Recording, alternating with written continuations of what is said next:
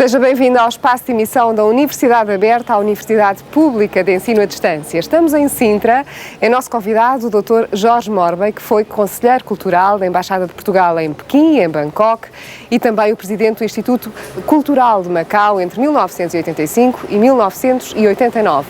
Vamos falar dos crioulos de base portuguesa, nas palavras do Dr. Jorge Morbey. Vamos falar da viagem de um crioulo de Cabo Verde aos crioulos do Oriente.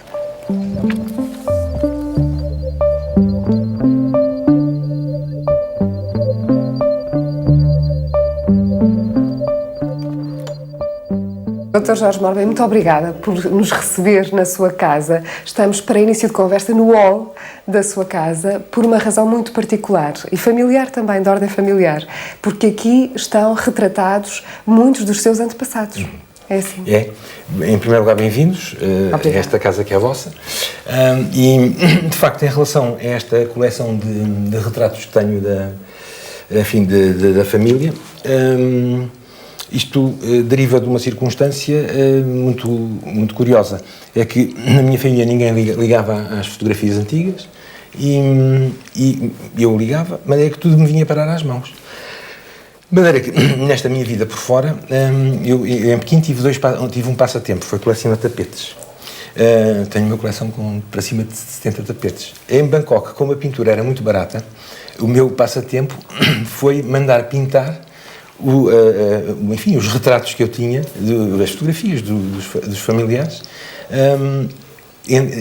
das quais noto que o primeiro português de que eu tenho referência na minha família, o meu primeiro antecedente português, que vai para Cabo Verde, para a Ilha da Boa Vista, é este Aniceto António Ferreira, cujo retrato está aqui, e que casou lá com uma senhora que já tinha nascido em Cabo Verde, portanto, digamos, eu não esgoto nele as minhas raízes cabo-verdianas. Provavelmente as raízes da mulher com quem casou vão mais longe, vão mais fundo, e pronto, e daí, mas de momento o meu ponto de partida enquanto cabo-verdiano é exatamente o Aniceto António Ferreira, que morreu no posto de brigadeiro e era natural de Ceia. Tem uma ascendência portuguesa e britânica. Sim, essa é mais tarde. Portanto, este meu quinto avô depois teve vários filhos. Este era o filho mais velho, que se chamava Júlio Cândido Ferreira. Eu quero dizer, uma boa parte, que eu não sei da população de Cabo Verde, especialmente das Ilhas de Barlavento, descende deste senhor. Porque somos muitos descendentes dele, porque, enfim, ele para já teve muitos filhos, depois os filhos tiveram muitos filhos, e depois havia casamentos entre primos e não sei o que, de maneira que a família alargou-se de uma maneira tal... É uma grande referência para muita gente. É assim? O Aniceto António Ferreira, de facto, está na origem de muitos cabo-verdianos. Depois, este Júlio Cândido Ferreira teve filhos, entre os quais uma senhorinha, de que eu não tenho senhorinha Ferreira, de que eu não tenho fotografia, e portanto não mandei pintar retrato, que foi a mãe da minha bisavó. Essa senhorinha, portanto neta daquele, filha deste, casou com um português da família Pereira Dessa. Ele era tenente e chamava-se António Júlio Pereira Dessa, natural de Valença do Minho, e que foi fazer uma comissão militar a Cabo Verde. E acabou por conhecer a minha trisavó, com quem casou, e tiveram duas filhas, das quais a mais velha é a minha bisavó. E então aí é que já entra a minha ascendência inglesa. A minha bisavó casa com o Edwin John Morbey, que era inglês, filho daqueles dois, do Edwin Morbey e da Eliza Child, e então, porque é que ele vai para Cabo Verde? Ele era tuberculoso. Em Inglaterra não havia em parte nenhuma havia cura para a tuberculose, mas o clima de Inglaterra, devido à umidade, era muito mau para os tuberculosos, e, portanto, morriam mais cedo. E o pai dele tinha tido notícia de que Cabo Verde tinha um clima seco e tal. Isto dá-se na altura em que a navegação deixa de ser à vela e começa a ser a vapor. de maneira que o poderio do Império Britânico tinha necessidade de estabelecer pontos de abastecimento à navegação. E o primeiro ponto em África que os ingleses obtêm é exatamente na ilha de São Vicente, que até então era praticamente deserta, e eles instalam um porto para abastecimento não só de carvão, a navegação deixou de ser a vela, passou a ser a carvão, e ele vai para lá, solteiro. Essa feliz coincidência. E realmente viveu mais alguns anos.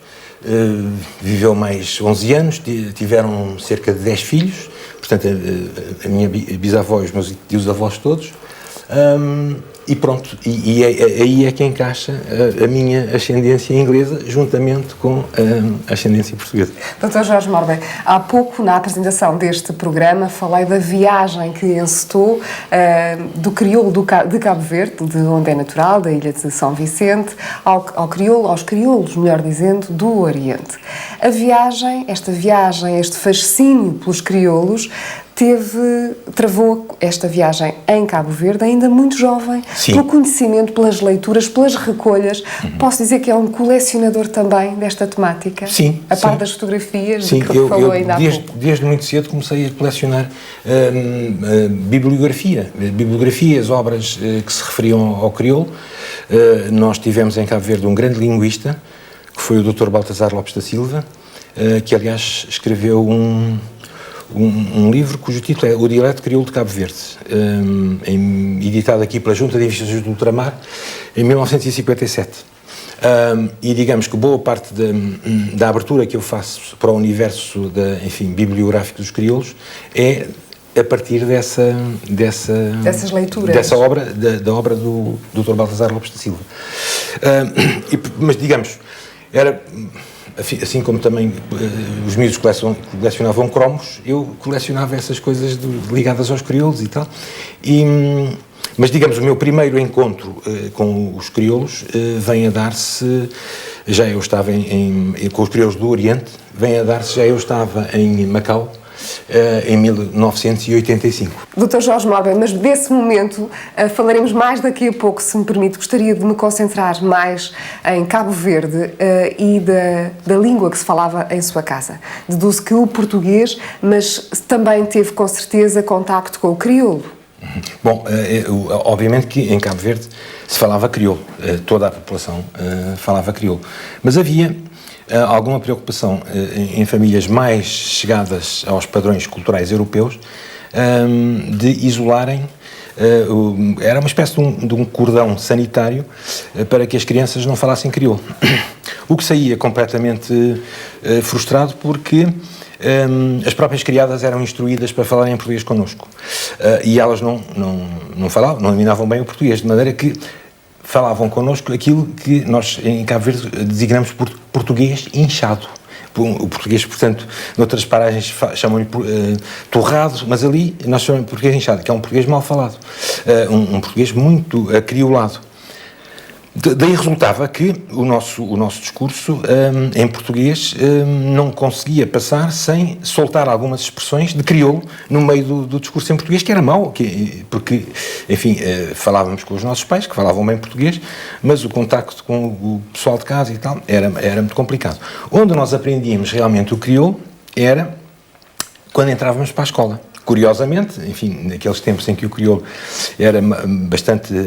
Ainda hoje parece que há um certo preconceito em relação aos crioulos. Talvez não tanto em Cabo Verde. Também em Cabo Verde. O crioulo em Cabo Verde... eu tenho a oportunidade de lhe dizer que havia um senhor oficial de marinha chamado Lopes de Lima, que escreveu em 1844, salvo erro, uma monografia de Cabo Verde, em que se refere ao crioulo dizendo que é uma gíria ridícula, um monstro, um composto monstruoso do português antigo e das línguas da Guiné. Bom, isto não pode haver maior sentença contra o Estatuto dos Crioulos do que uma coisa destas. E isso foi norma, não só no século XIX, mas também no século XX. E era um bocado disso que as famílias mais europeizadas em Cabo Verde tinham de se defrontar. De maneira que, onde nós aprendíamos o crioulo era quando íamos para a escola. E nos intervalos e no caminho para a escola e da escola é que nós então treinávamos e é o crioulo desse tempo que eu falo ainda hoje. O Dr. Jorge Mórbey disponibilizou a sua casa e a sua coleção de arte das diferentes paragens por onde esteve, nomeadamente no Oriente, mas aqui também já temos algum prenúncio dessas paragens, portanto, alguns objetos de arte, nomeadamente escultura. Não sei se gostaria de fazer referência a algumas delas antes de passarmos para um momento também grandioso, com um objeto de grandes proporções, não é? Que vamos ver daqui a pouco. Isto são pequenas recordações, enfim, que eu fui adquirindo, umas mantras, umas mandalas. Isso são duas tailandesas. Eu acho muito interessante esta postura delas quando recebem as pessoas. Uns budas. Aquilo é uma coluna com o Ramayana tailandês esculpido em teca. E pronto, e assim de objetos por aqui, acho que é tudo. Então vamos ver mais, vamos seguir para uma assoalhada no primeiro andar. Sim, senhor. Até já.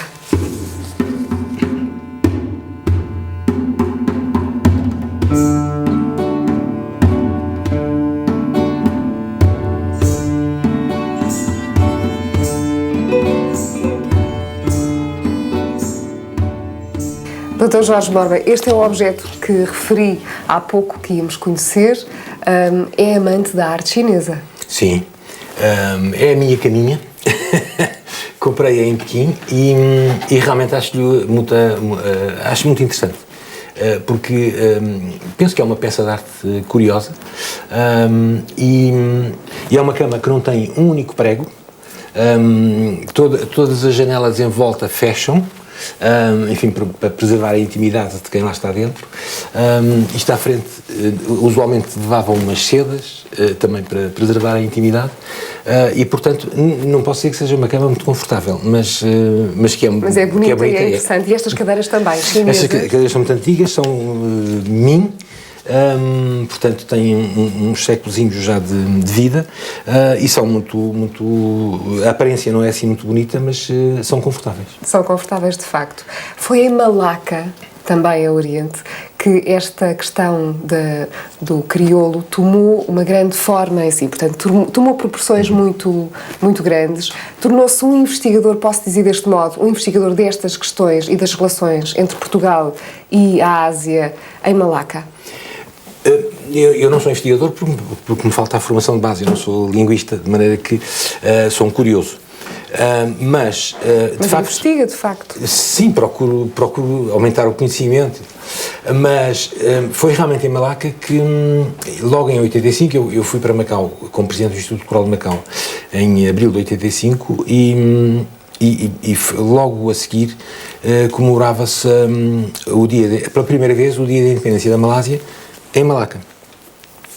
E o regedor do bairro português, do Portuguese Settlement, como eles lhe chamam lá, mandou-me um convite para eu ir assistir às cerimónias. E eu lá fui e aprazei uma reunião para o dia seguinte com a comunidade, com os líderes da comunidade e tal. E por mera razão de elaborar o relatório, levei um gravadorzinho de cassetes que para me facilitar depois o redigir do relatório. Bom, a cassete ultrapassou largamente essa função meramente acessória, porque eu pedi-lhes que tentássemos falar em Papiá Cristã de Malaca, porque eu tinha notícia de que nos entenderíamos falando eu crioulo de Cabo Verde, de São Vicente.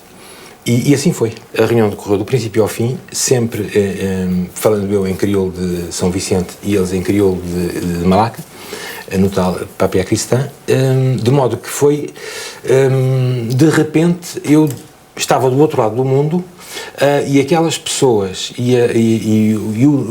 a nossa conversa desenrolava-se como se fossem pessoas que eu conheci na minha infância e como se fossem as pessoas com quem eu falava na minha juventude em Cabo Verde.